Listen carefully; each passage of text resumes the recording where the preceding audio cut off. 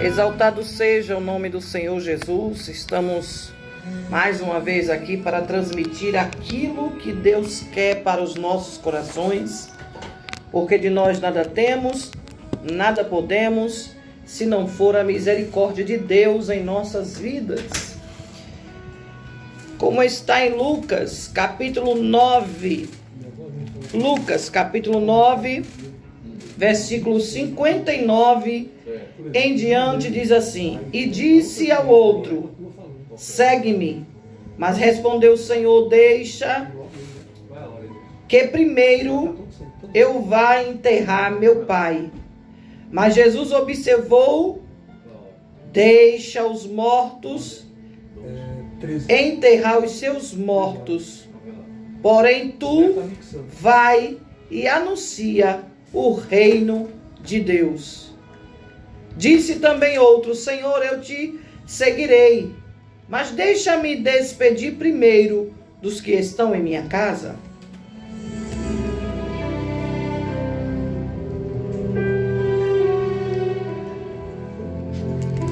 Exaltado seja o nome do Senhor Jesus.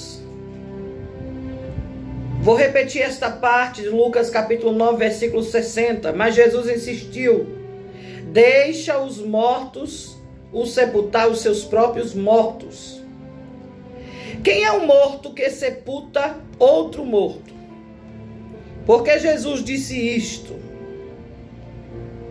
Observe o uso da palavra natureza dos dois textos e entenda o que é que Jesus está querendo dizer a mim e a você neste dia.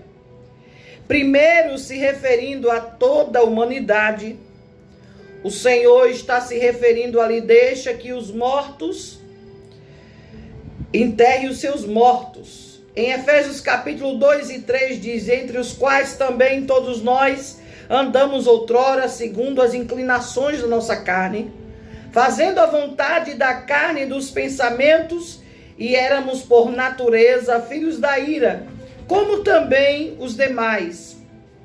E no seguinte texto de 2 Pedro, 2 Pedro 1 e 4, lemos: pelas quais não têm sido doados as suas preciosas e muito grandes promessas, para que por elas vos torneis coparticipantes da natureza divina, livrando-vos da corrupção das paixões que há no mundo. Em ambos os textos citados, a palavra natureza vem do original grego physis, pronúncia physis, que significa condição de origem de nascimento. No texto de Efésios 2 e 3, vemos a indicação da natureza terrena, herdada por Adão. E no de 2 Pedro 1 e 4, a natureza divina, que é obtida pelo novo nascimento, ou como também é designado a regeneração do Espírito Santo. Assim, por nascimento natural, estamos entendendo hoje que o homem está desprovido, está impossibilitado de qualquer tipo de comunhão com Deus. Enquanto permanecer natural, ou como também designado na Bíblia por carnal, não tem como se tornar filhos seguidores de Deus. Daí vem aquela situação onde o Senhor disse a Nicodemos que o que é nascido da carne é carne, ou seja, o homem natural não pode gerar de modo nenhum o homem espiritual, que é a natureza de Deus. Daí a necessidade do homem nascer de novo, do Espírito Santo descer na água e no Espírito ele nascer de novo, para que possa ter gerado nele a natureza divina, pela qual poderá agradar a Deus e ter comunhão com ele. Enquanto a carne se esforça mais, não é? A carne começa a reinar, é claro que não teremos jamais a espiritualidade. Enquanto na carne, por mais esforçada que seja, tente ser correta, simpática, amiga, dedicada, carinhosa, religiosa, paciente e alegre, que é uma pessoa que seja querendo dar um prazer, um contentamento a Deus, porque para tanto é necessário haver comunhão do Espírito.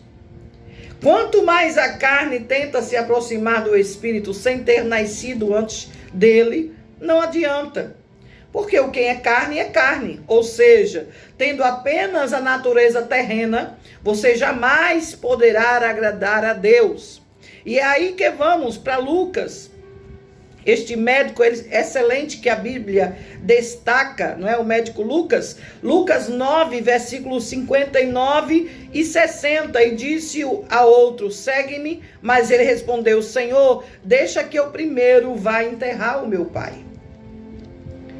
Mas Jesus lhe instigou, observou, ensinou, disse, deixa os mortos o enterrar os seus mortos, porém tu vai e anuncia o reino de Deus. Às vezes alguém fica assustado quando a reação de alguém cristão com morte, com perder um parente, é diferente da dele. Quando alguém que busca Deus, quando alguém que tem o Espírito Santo, entende que chegou o tempo de chorar até pode existir, não é? Porque a Bíblia fala, chorai com os que choram e se alegrai com os que se alegram. Mas aí a Bíblia está relatando sobre a situação de ter uma natureza diferenciada da terrena. Se sujeitar a Deus, agradá-lo, independente da situação. É fácil ser comprovado que em algumas experiências de cristãos autênticos, espirituais, que não podem ter comunhão e nem prazer e satisfação com as coisas errôneas, tem a testificação do Espírito Santo. Essas pessoas não conseguem conviver com pessoas que vivam na carne, até mesmo com outros cristãos carnais. Ou seja, quem espiritualmente foi tratado, foi transformado, foi levado a uma outra dimensão, ele não suporta certas situações. Isso comprova que no princípio espiritual é mesmo relativo do natural ao que diz respeito à natureza. Por isso se vê companheirismo e aceitação somente entre naturezas iguais.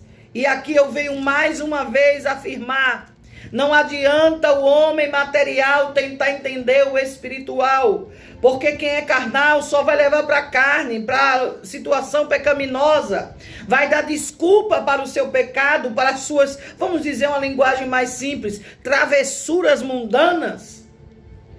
Mas é bem verdade que aquele que alimenta mais a carne vai ficar sempre mais ali faminta, querendo mais. Mas aquele que tem alimentado o espírito, tem jejuado, buscado, fechado as brechas, vai estar sempre diferenciado. Por isso que o natural jamais vai entender o espiritual. É importante que você entenda que a águia é diferente do urubu. É ou não é? A águia tem uma visão, ela mesmo procura a sua caça, ela come daquilo que é mais natural. O urubu não. O urubu, ele pega o que está de resto, o que está lá morto, o que já é cadáver, o que já cheira mal. Preste bem atenção, porque o Senhor, ele te deu visão de águia. O Senhor está procurando pessoas que querem sair da natureza humana e entrar na natureza espiritual, porque muitos, humanamente falando, não sabem, estão até vivos. O corona nem o matou, nem muito menos qualquer tipo de enfermidade, mas ele está com uma morte muito mais perigosa, uma morte que vai sobressair desta terrena. Ele está com uma morte que precisa ser curado, que é aquela determinada morte espiritual. Ou seja, é necessário você entender algumas diferenças para que haja separação. Já falei agora sobre a diferença da águia e do urubu, como é que voa, como é que caça. A águia voa alto, enxerga bem. O urubu só pega o que está no chão, o resto, aquilo que é cadáver. Você vai ver várias diferenças. entre cães e gatos, zebras e leões. Por que você está falando isso, missionária Milka? Por uma questão simples. Nós queremos relatar para você a diferença que há na natureza terrena para a espiritual. Na natureza que o Senhor permitiu. E quando Nicodemos perguntou, como é que eu poderia nascer de novo? Como é que eu poderia ser transformado? Eu terei que voltar ao ventre da minha mãe depois de grande? Não. Tem que nascer da água e do Espírito. É um nascimento novo, não é mais aquela velha e terrena vida. Pelo contrário, você vai viver no Espírito. E a consequência de quem vive no Espírito Santo, quem se torna a habitação dele, a consequência é alcançar uma natureza divina, uma natureza espiritual, uma natureza diferenciada. O próprio Adão sem pecado necessitaria da habitação do Espírito Santo para galgar aquela posição de criatura de Deus, para a de filho de Deus.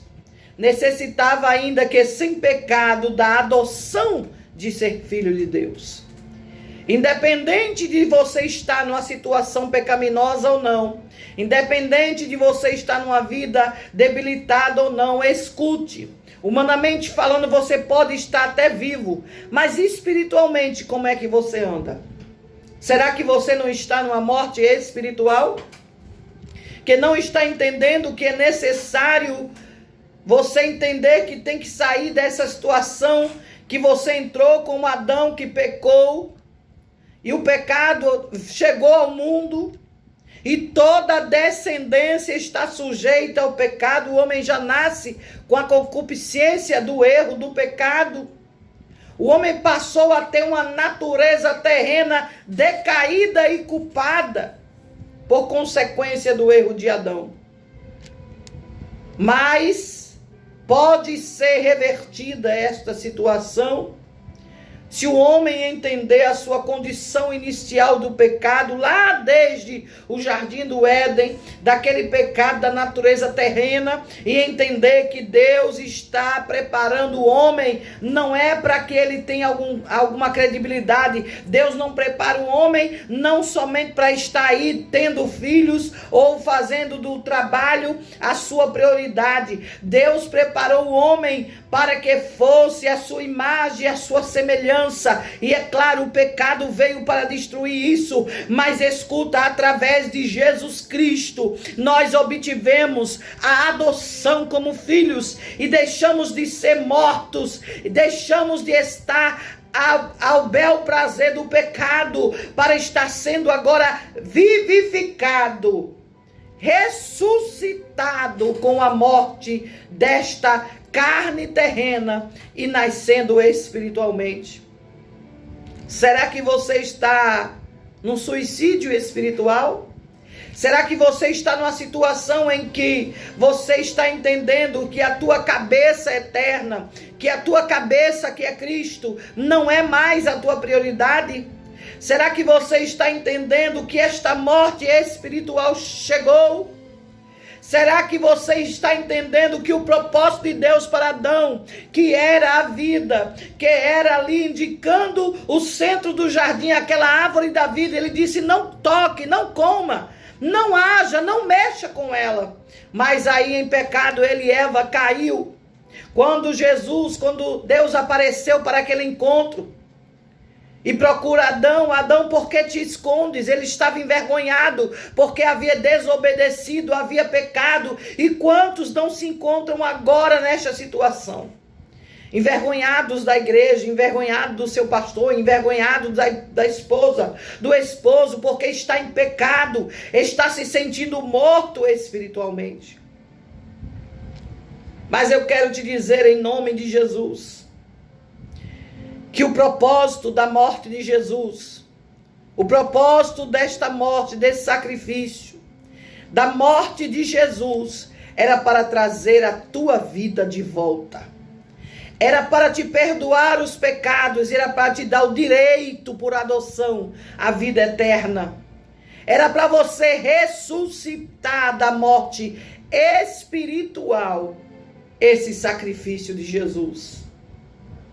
Mas, missionária Milka, agora eu pergunto, eu preciso como? Como é que eu faço para obter esta adoção, para me sentir resguardado, para estar dentro da vontade de Deus? Deixe o Espírito Santo convencer você do pecado. Confesse, deixe e diga assim: eu quero a vida eterna. Eu quero sair da morte espiritual.